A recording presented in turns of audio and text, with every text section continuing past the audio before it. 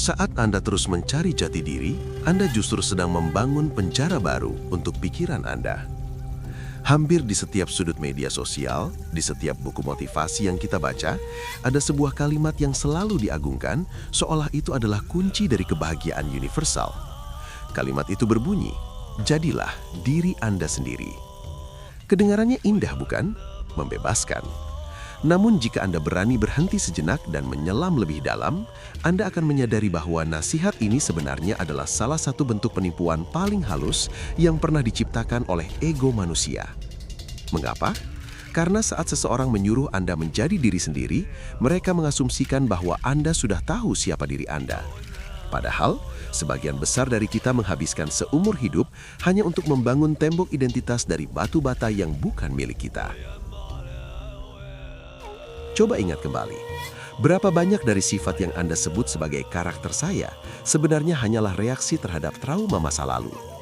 Berapa banyak dari selera Anda yang sebenarnya adalah hasil dari pengaruh lingkungan yang Anda serap secara tidak sadar? Jika kita mengupas semua gelar, semua pencapaian, dan semua opini orang lain tentang kita, apa yang tersisa? Nasihat menjadi diri sendiri seringkali justru menjebak kita dalam penjara masa lalu. Kita berhenti bertumbuh karena kita merasa harus setia pada versi diri kita yang kemarin. Kita memeluk kekurangan kita seolah itu adalah bagian permanen dari jiwa, padahal itu mungkin hanyalah sebuah luka yang belum sembuh. Dalam filosofi kuno, ada sebuah konsep yang disebut sebagai anatta, ketiadaan diri yang permanen. Ide bahwa diri kita bukanlah sebuah benda yang tetap, melainkan sebuah proses yang terus mengalir.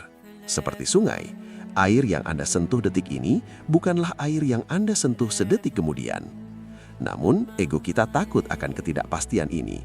Ego ingin sesuatu yang solid. Ia ingin label. Ia ingin berkata, "Inilah aku." Maka, ketika Anda mencoba menjadi diri sendiri, Anda sebenarnya sedang mencoba menghentikan aliran sungai tersebut. Anda sedang mencoba membekukan diri Anda menjadi sebuah patung yang kaku. Dan disinilah penderitaan itu dimulai.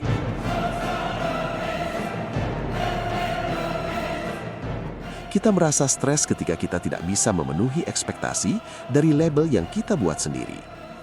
Mari kita lakukan sebuah eksperimen mental kecil. Tutup mata Anda sejenak. Amati pikiran yang lewat. Ada suara yang mengeluh tentang pekerjaan, ada suara yang merencanakan makan malam, ada suara yang merasa bersalah.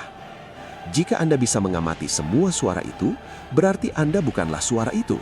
Anda adalah ruang tempat suara itu bergema. Anda bukanlah awan yang melintas. Anda adalah langitnya. Langit tidak pernah mencoba menjadi awan tertentu. Ia hanya ada. Jadi, berhentilah mencoba menjadi diri Anda sendiri. Sebaliknya, mulailah belajar untuk mengamati diri Anda sendiri. Jangan terikat pada versi diri yang Anda ciptakan hari ini, karena kebebasan sejati tidak ditemukan dalam menjadi seseorang, melainkan dalam kesadaran bahwa Anda adalah sesuatu yang jauh lebih luas daripada sekedar identitas yang sempit. Namun, pertanyaan besarnya tetap tersisa. Jika semua pikiran dan emosi ini bukanlah Anda, lalu siapakah sosok misterius yang selama ini mendengarkan di balik kegelapan batin Anda? Siapakah sang pengamat yang tak tersentuh ini? Kita akan menyingkap tirai itu di bagian selanjutnya.